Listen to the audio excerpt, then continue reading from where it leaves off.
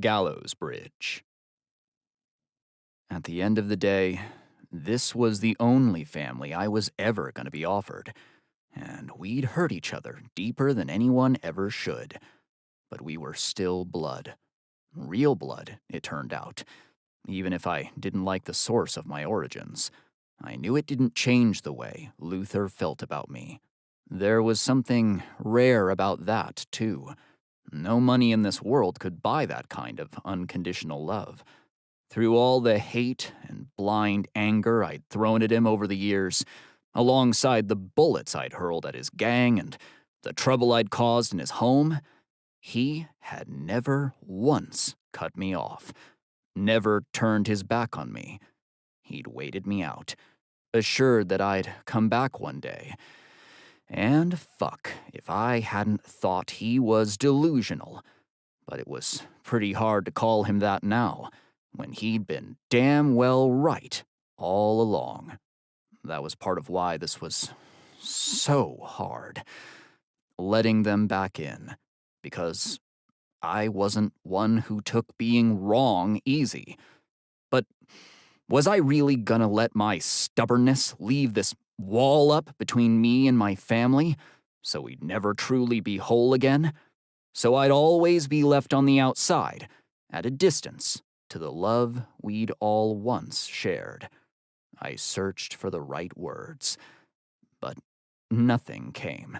The silence wore on, and Luther continued standing there with his arm around my shoulders, while Fox stroked Mutt, and all the bad blood we had between us sat there stagnating. How was I supposed to clean it out? What was it gonna take to fix this, once and for all? I thought back on my childhood, a time when we'd been good. Then to the years when we grew into teenagers, and Luther started pushing the gang life on us. It wasn't bad, though. Yeah, we had our fights. Fox and I fought back against Luther's demands, rebelling whenever we could, but that was the way of teenagers, wasn't it? We'd still had our good times during all that. Luther had taken me off occasionally, training me up with guns and knives. He'd brought me on gang business sometimes too, let me see the darker side of his life. And honestly, I liked it.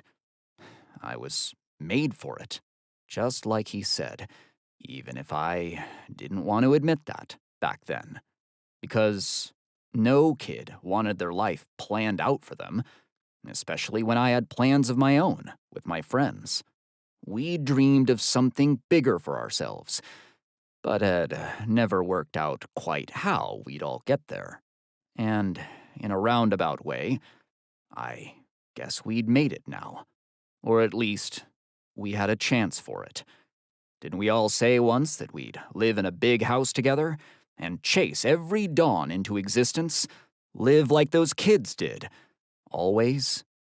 This was it. Our arrival into that. The opportunity finally waiting with open arms. And yeah, maybe some of us had gotten here by traveling separate paths, our feet dirtied by the roads of despair and suffering we'd ended up on. But the point was, we were all here now. So, I had to seize this chance with all that I had. For the kid I'd once been. Because I owed him that much. My tongue loosened at last, and I drew in a breath as I fought through my stubbornness, hoping this would heal us. I want a fresh start, I announced, and Luther raised his brows, but I barreled on before he could speak. I want camping weekends and sailing in the afternoons. I want to ride in your truck and go shooting tin cans out in the woods. I want to stay here in this house. And I want it to be my home again. I want to stay here, Luther. I looked him dead in the eye, my throat tightening around these next words as heat burned a line up the back of my neck. And I want you to be my dad again. And you, my brother. I jerked my chin at Fox as his eyes widened too. I want the happy family we're owed. I want our day in the goddamn sun to come again. And I want to stay basking in it for the rest of our lives. Because, fuck letting the world take it from us. I want today to be the first day of countless days where we're just fucking good. Yeah, son. Let's start over, Luther said with emotion in his voice, drawing me against his chest, and I melted like a fucking snowman in the sun against him. Warrior Faye by Caroline Peckham and Suzanne Valenti. I'd wanted to get Ryder back for the prank he'd pulled on me by falling out of his locker and pretending I was dead. I'd paid a Medusa guy 50 auras to let his snake hair bite the shit out of me, then lock me in here with the anti-venom in my pocket. Emotion was burning a hole in my chest, and panic ripped down the center of me from what I'd heard. Ryder was walking himself to his death, and I needed to get control of my limbs, chase after him, and stop him. I'd tie him up in the trunk of my car and drive anywhere, making random decisions so fate couldn't catch us. Hold on, Scar.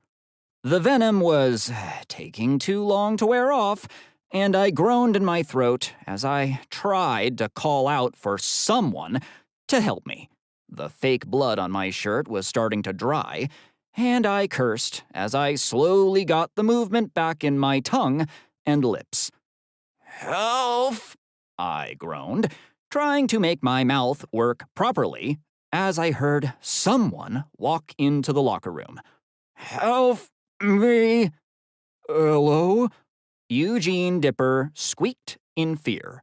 Eugene, I said, in what came out as a creepy-ass voice, which echoed around the locker.